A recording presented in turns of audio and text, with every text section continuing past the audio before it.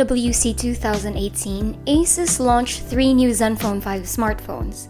But in this review, we will be taking a closer look at the most affordable one in the lineup that packs an 18:9 aspect ratio, a quad camera setup, and a Snapdragon 630 chipset, the ZenFone 5Q, or globally known as the ZenFone 5 Lite.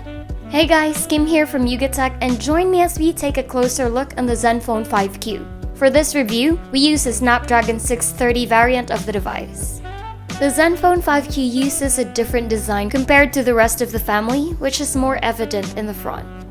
There are no capacitive buttons for cleaner look, while the fingerprint scanner is placed at the back of the device. Still, it's a premium device with a 2.5D glass front and back. At the front is a 6-inch display with 20 megapixel main and 8 megapixel wide-angle cameras, IR blaster, LED flash, call speaker, and an LED notification light sitting on top of it. There's a volume rocker and power button on the right side, and the dual nano SIM tray with a dedicated microSD card slot on the left. At the top are 2 holes for the 3.5mm audio port and the secondary microphone. Below are the main microphone, the loudspeaker, and sadly, a micro USB port instead of the newer Type-C.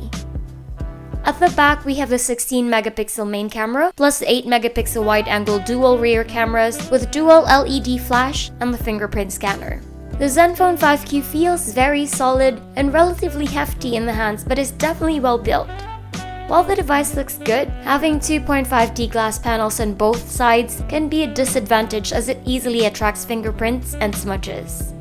If you don't use a case, you'll find yourself cleaning the back part quite often.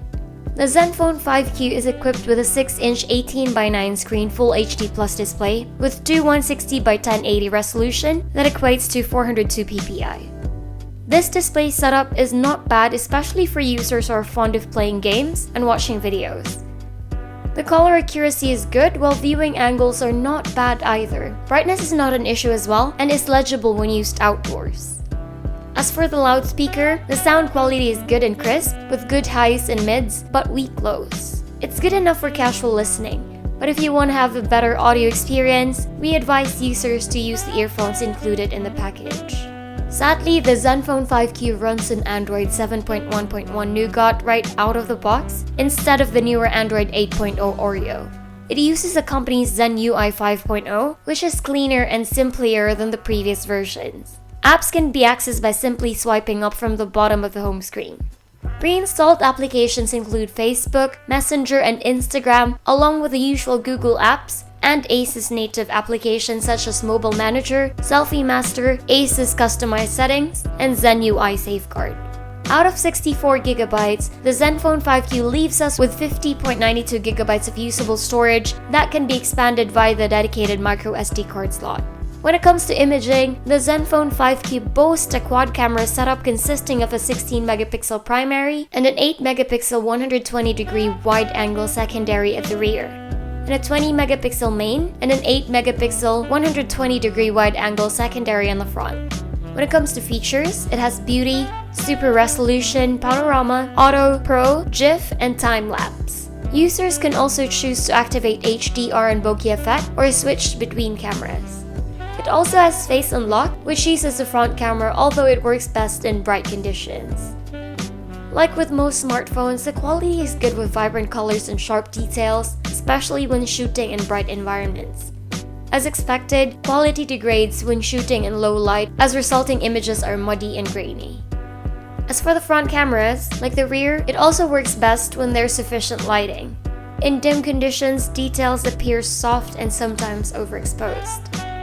The ZenFone 5Q can shoot videos at a maximum resolution of 4K at 30 frames per second. The quality is good but prone to shakes and constant refocusing. Another downer here is its inability to switch lens while recording. The ZenFone 5Q runs on Qualcomm's Snapdragon 630 processor paired with an Adreno 508 GPU and 4GB of RAM. So far, performance is good as UI navigation is smooth, applications launch fast, and we never encountered any crashes or random reboots. Gaming is not an issue as well, as Rules of Survival, Skydancer, and Asphalt 8 are highly playable. Some frame drops are noticeable in action-packed scenes, but lowering the graphic settings a bit should solve it. Like with most devices, warming can be felt at the back while gaming, but not serious enough to be uncomfortable. Check out the benchmark scores. The ZenFone 5Q comes with LTE, Wi-Fi, Bluetooth, NFC, and GPS. Both the SIM 1 and SIM 2 are capable of connecting to 4G network. It doesn't have temperature and pressure sensors, but it's not really a huge loss. Good thing it has gyroscope, so users can enjoy VR applications. We did not encounter any problems when receiving or making calls as they're loud and clear, while mobile data is fast as long as we have an LTE signal. GPS works well and had no issues with navigation apps such as Google Maps, Waze, Uber, and Grab. The ZenFone 5Q is powered by a 3,300 mAh battery, which is of average capacity for a mid-ranger. We weren't able to run our PC Mark battery test as it keeps crashing, but during our video loop test, the device lasted for 14 hours and 18 minutes, which is quite alright. It took us approximately 2 hours to fully charge a device from 0 to 100%. The device has several battery modes for you to choose from in order to save battery life.